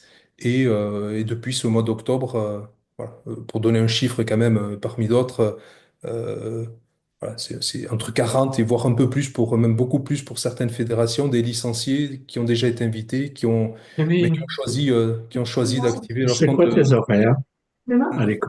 Compte Ma Petite Sponsor. On a une question, Ah, Sébastien, je la prends en direct. ouais, Il y a une personne qui a essayé de télécharger l'application sur le Play Store et elle a un message, cette appli n'est pas disponible oui, pour votre appareil car elle a été oui. conçue pour une version d'Android plus antérieure. Absolument. Il y a un petit bug sur Android, sur certains modèles là, qui est en résolution. Euh, je vous invite à utiliser tout simplement l'application web, puisque je ne l'ai pas dit, j'essaie d'aller un peu vite. Effectivement, il y a une application mobile disponible sur les stores, mais il y a surtout l'application web qu'on peut utiliser soit sur le téléphone, soit sur l'ordinateur ou tablette. Enfin, c'est totalement accessible. Ok. Alors, pour un retour d'expérience, moi qui l'utilise avec mon téléphone, elle fonctionne très bien, l'application mobile, hein. Ouais, il y a un petit bug là, passager sur certains modèles Android. Voilà. Ok. Je te laisse tourner. Oui. À l'échelle du club, le club dispose évidemment d'un espace privé qui vous permet de gérer votre programme à l'échelle de l'association et de votre communauté, et sur laquelle vous retrouvez très simplement hein, les éléments, la liste des adhérents qui ont activé leur compte en choisissant votre club, évidemment, la liste des entreprises locales chez qui des achats ont été réalisés et donc des dons générés pour votre association. Si parmi vous, certains sont en charge du sponsoring, du partenariat, évidemment, ça crée des conditions facilitantes pour aller à leur rencontre, le suivi des dons adressés au club, c'est-à-dire les montants, le bouton pour demander le versement par virement. Il suffit de télécharger son RIB pour les recevoir. Les outils de communication mis à disposition par la fédération à télécharger si vous souhaitez relayer la communication à l'échelle de votre communauté. Et puis bien sûr un formulaire pour référencer vos partenaires pour ceux qui le souhaitent. On reviendra peut-être sur le modèle économique. À l'échelle du club, je pense que Ouais. vous l'avez compris. Côté Fédé, on regardera après, sinon je vais dépasser mon temps. Un mot sur la plateforme Soutiens ton club. Bon, la Fondation du sport, je ne la présente pas, je suppose que vous connaissez. Voilà, la plateforme là, dont il est question se nomme Soutiens ton club, dont vous avez aussi entendu parler. Les objectifs et les avantages de la plateforme, donc qui sert évidemment, il faut que je le dise, à lancer des campagnes de financement participatif, en clair, d'appel aux dons auprès de votre communauté, que ce soit des particuliers, que ce soit des entreprises. Tout ça se fait de manière extrêmement simple, très sécurisée, enfin, automatisée et sécurisée, euh, en termes de flux, hein, notamment de dons, tant pour les mécènes que pour la structure bénéficiaire. Alors, si je suis un peu plus précis pour l'automatisation, tous les dons se font en ligne. Ça évite d'avoir à manipuler des chèques, des espèces, etc. Les virements sont mensuels. Tous les mois, il y a un virement automatique qui est réalisé à destination du club, évidemment. Et le club dispose d'une page dédiée pour valoriser sur la plateforme, évidemment, son activité et la raison pour laquelle cet appel aux dons est programmé. Au niveau de la sécurisation, et là c'est important et souvent des questions bloquantes pour vous, dirigeants, pas de question à se poser sur la capacité à émettre des reçus fiscaux. Voilà. Le fait que vous soyez un club fédéré fait que eh bien, ça passe par la Fondation du sport. Vous n'avez pas de question à vous poser. Et y compris pour l'émission des reçus fiscaux, c'est la plateforme qui les émet. Pas de problème en cas de contrôle, puisque c'est la Fondation du sport qui est en première ligne émettrice de ces reçus fiscaux. Je te laisse peut-être Ouais. avancer. Pareil, on reviendra sur les choses plus précises si besoin. Je termine, comme ça j'essaie de rester sur mon timing, sur la troisième partie. L'accompagnement humain qu'on entend continuer à construire sur le territoire. Parmi vous, il y a certainement des structures qui ont déjà été concernées localement. C'est le cas évidemment du CDOS. Euh, Nous consolidons la construction, on appelait ça des pôles territoriaux de mécénat sportif, donc installés dans chaque département, et dont l'objectif est tout simplement de mettre en place une petite force commerciale de terrain. C'est que c'est souvent ce qui est compliqué quand on est bénévole, c'est d'avoir du temps, au-delà des compétences, pour aller développer des relations avec les entreprises. Et donc, on construit un dispositif autour de ces deux applications et plateformes. Si tu tournes la page, je vais en donner une petite explication supplémentaire. Donc, en termes de moyens humains, deux délégués régionaux chargés de piloter le dispositif sur votre territoire, deux chargés de développement en apprentissage recrutés par le pôle territorial et dont la mission peut se résumer ainsi, vous accompagner pour vos campagnes de mécénat participatif, donc à travers de soutien ton club, et pour les actions de communication Ma Petite Sponsor, même si c'est la fédération qui l'intègre pour beaucoup d'entre vous déjà dans les avantages licenciés, évidemment, vous aider à communiquer dessus et dans leur mission. Leur deuxième mission importante, c'est référencer les entreprises locales, avec priorité donnée à celles qui vous accompagnent déjà, je l'ai déjà dit, mais j'insiste, c'est important. Et enfin, ces jeunes participent à des événements sportifs et commerciaux en entreprise, par exemple, pour aller à la rencontre des particuliers, de vos adhérents, des clients, pour encourager un maximum d'habitants à économiser au quotidien tout en soutenant leur association sportive. J'en ai terminé, on pourra revenir aussi sur la constitution de ces pôles territoriaux, mais mon temps est dépassé, donc avec plaisir s'il y a quelques questions auxquelles vous souhaitez que je réponde. Une toute petite question concernant ma petite sponsor.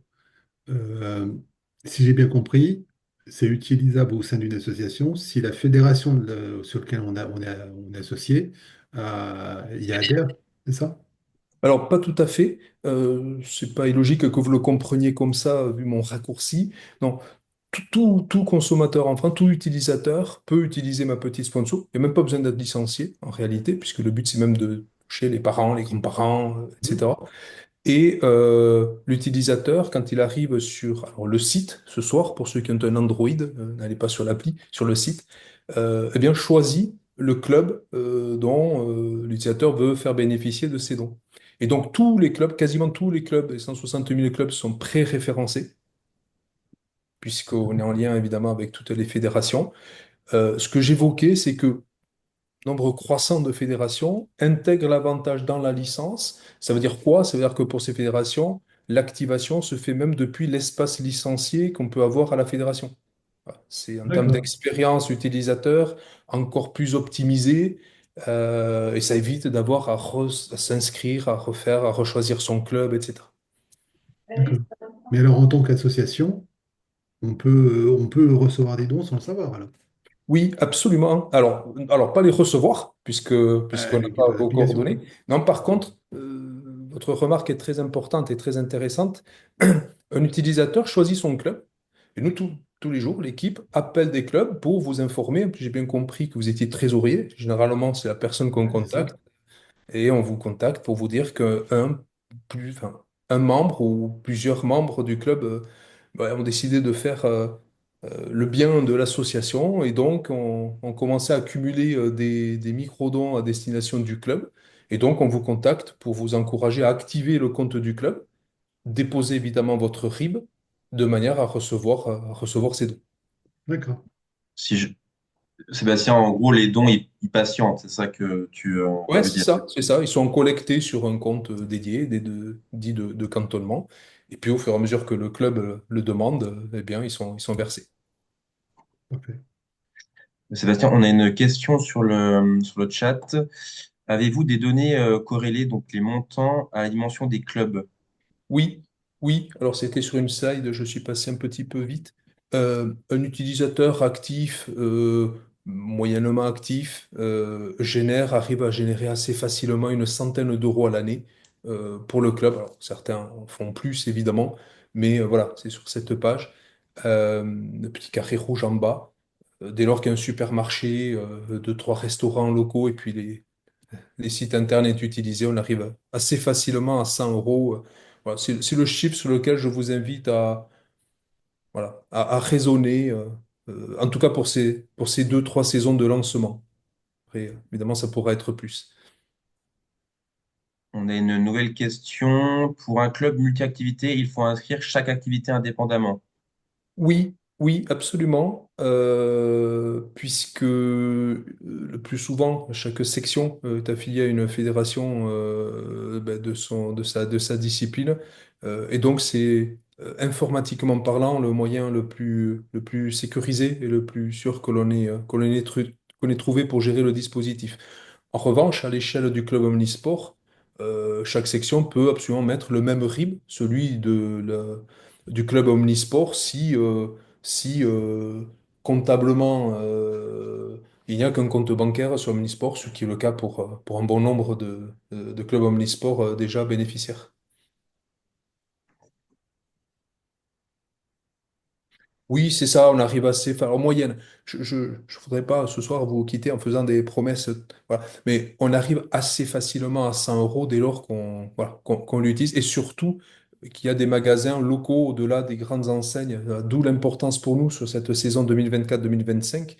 Euh, et une petite réunion de travail la semaine prochaine avec le président et Mario Ogdos, c'est de venir densifier le référencement de magasins parce qu'en réalité, tout repose là-dessus, quoi. S'il y a les quelques restaurants du centre-ville et des magasins supplémentaires dans lesquels vos familles vont de toute façon au quotidien, ben, évidemment, 100 euros, on le dépasse même assez facilement.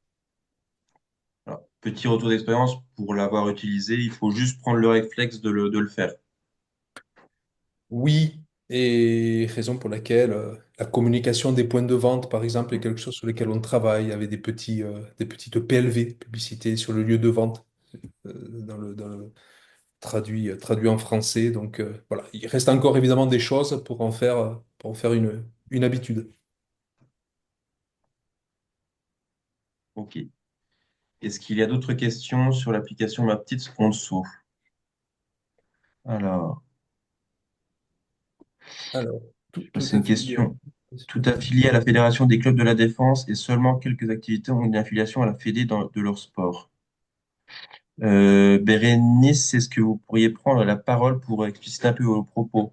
Oui, bonsoir. Oui, ça revient Voilà. avec ce que j'ai dit précédemment là. Donc oui, nous on a un club multi-activités, les clubs de sport et loisirs de la gendarmerie. Donc nous on regroupe pas mal d'activités différentes. Et donc certaines activités sont en effet ont en effet une affiliation par exemple le golf, ils sont affiliés et au club de la défense et au golf. Mais pas toutes les activités. Certaines activités ne sont affiliées que à la fédération des clubs de la défense. Ouais. Donc, comment ça se passe? Est-ce qu'on fait quand même excusez-moi, j'ai du mal à trouver mes mots. Je vous en Est-ce prie. qu'on inscrit chaque activité quand même indépendamment, même si elles ne sont pas, du Alors, coup, elles ne Alors, sont. évidemment, pour des cas particuliers, on regarde et on trouve des solutions. Je ne sais pas si le... Alors, que je vous réponde quand même. Seuls les clubs affiliés aux fédérations membres du CNO bénéficient à plateforme. Voilà. Ça, D'accord. c'est un dispositif développé par les fédérations membres du CNO. Mais en revanche, il y a des solutions. Si votre club Omnisport est affilié à à une fédé Omnisport, par exemple, eh bien, il suffit que toutes les autres sections passent par ce compte ou que tout soit fléché sur une section. Et puis après, bon, vous saurez vous D'accord. entendre en interne pour savoir un moyen de faire des listes de bénéficiaires, en clair, de vous donner la visibilité sur quelle section voilà, Oui, d'accord. génère Oui, quoi. d'accord. Il y a toujours un moyen, ça reste de l'informatique. D'accord, oui, donc parce que j'ai vu que la plongée, en effet, était déjà inscrite, elle. D'accord. Ouais, D'accord, merci. merci à vous. Ok. Est-ce qu'il y a d'autres questions? J'ai pas l'impression, donc on va pouvoir passer à la suite. Merci Sébastien. Merci encore à vous et à Alors, bientôt. s'il y a des questions après la visio, sachez que Sébastien il reste disponible, mais le GDOS 21 reste aussi également disponible sur toutes les questions de cette application-là.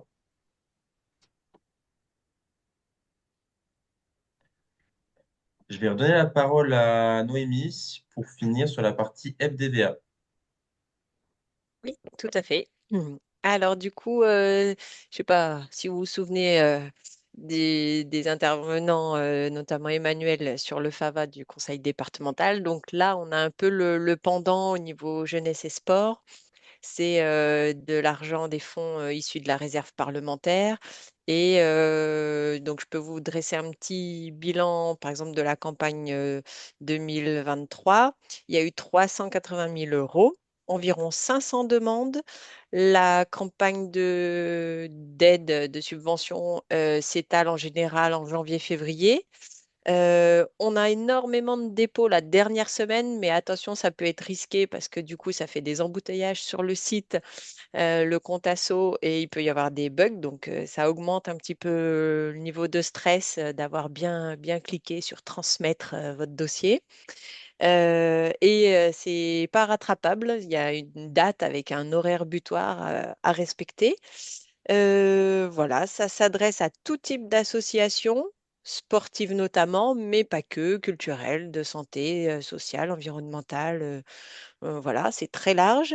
Il y a quand même en moyenne la moitié, 40-50% qui concerne le sport des demandes et la répartition territoriale, on est un petit peu plus sur du rural que de l'urbain et il y a un tout petit peu aussi en quartier politique de la ville.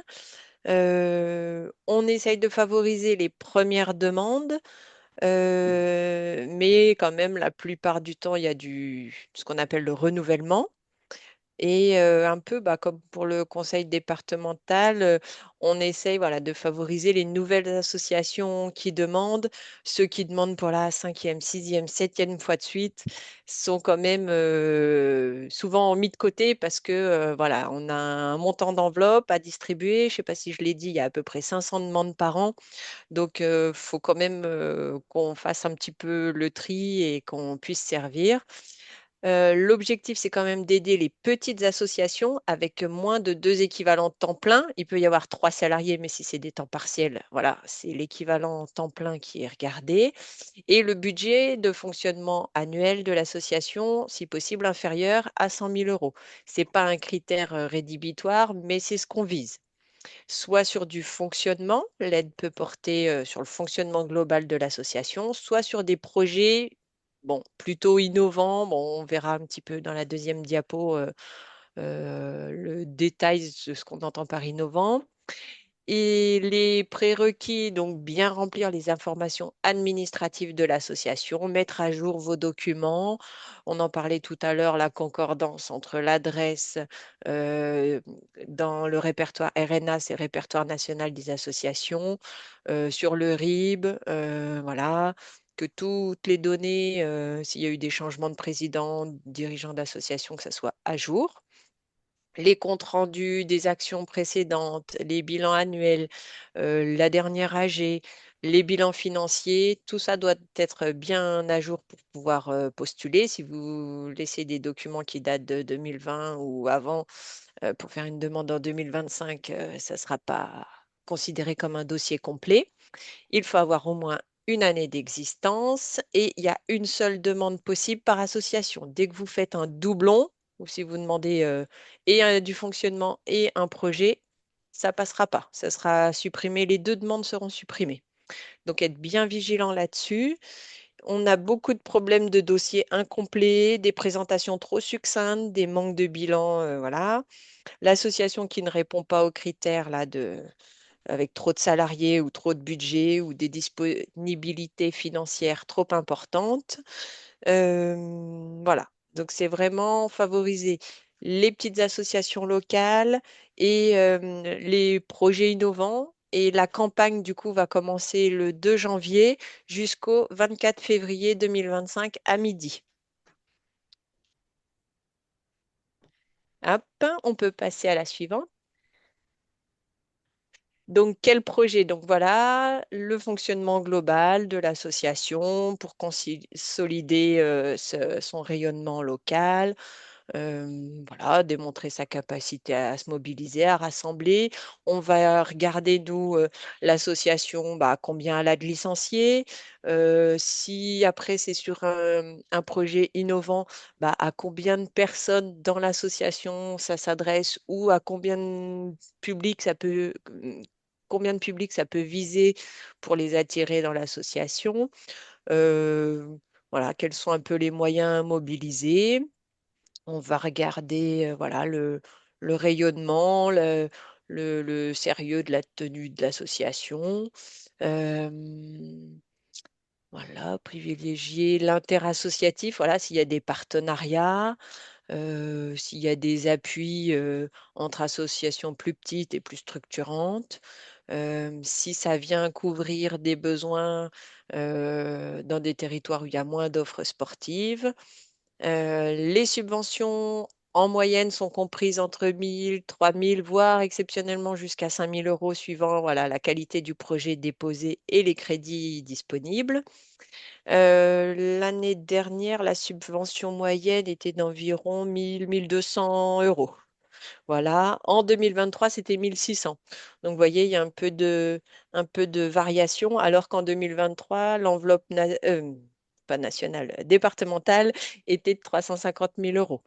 Donc, voilà, il y a quand même des points communs d'année en année, mais suivant le nombre de dossiers incomplets aussi, bah, ça fait, entre guillemets, du ménage dans les dossiers qu'on a à traiter. On est 3 dans le service départemental jeunesse et sport à gérer cette campagne.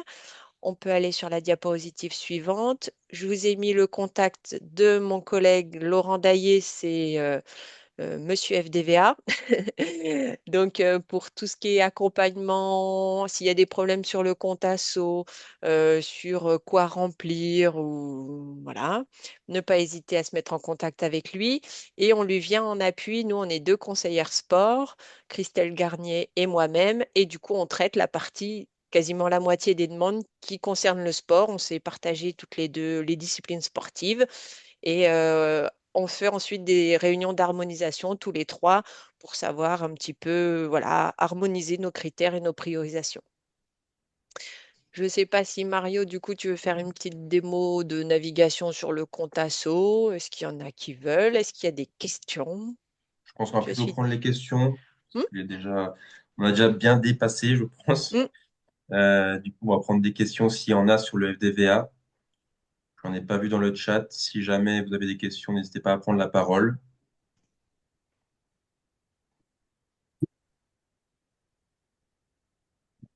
Oui, je pense qu'il n'y a pas de questions sur le dispositif FDVA.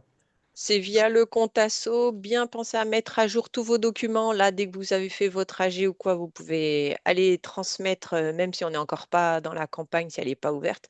Mettez bien tous vos documents à jour. Comme ça, quand la campagne ouvre, entre guillemets, vous n'avez plus qu'à faire le dépôt de dossier de subvention. Alors, en sachant qu'il y aura une campagne de communication sur le lancement auprès de tous les clubs, hein, Mm. des comités, hein, donc on vous allez recevoir. Alors, on a une question de la SC Box Français Chevigny. Peut-on se faire accompagner pour monter ces dossiers? Alors, j'ai envie de dire oui, oui. Oui, Euh, après, ça doit partir de vous, quoi. C'est pas nous qui allons vous dire, ah bah, il n'y a qu'à demander pour ça, ça, ça. Ça doit être vous qui voyez par rapport au projet de votre association. Si c'est du fonctionnement global, ben, vous faites un petit peu, je sais pas moi, en fonction du budget, qu'est-ce qui vous manquerait sur le prévisionnel à venir pour estimer un petit peu les montants de demande. Après, c'est pas la peine alors, de nous en écrire 10 000 pages non plus, hein. C'est nous qui lisons, hein, donc j'ai envie de dire soyez sur clairs. l'accompagnement, ce sera plus le rôle du DOS, justement, Mm. de vous accompagner sur le montage du dossier. Donc, bah, n'hésitez pas à prendre contact avec nous pour ce genre de choses. Ok. Je pense qu'il n'y a pas d'autres questions. On va pouvoir clôturer. Donc, merci à tous les intervenants, donc Sébastien, Noémie, puis ben, Davy, puis Emmanuel. Emmanuel qui est encore là.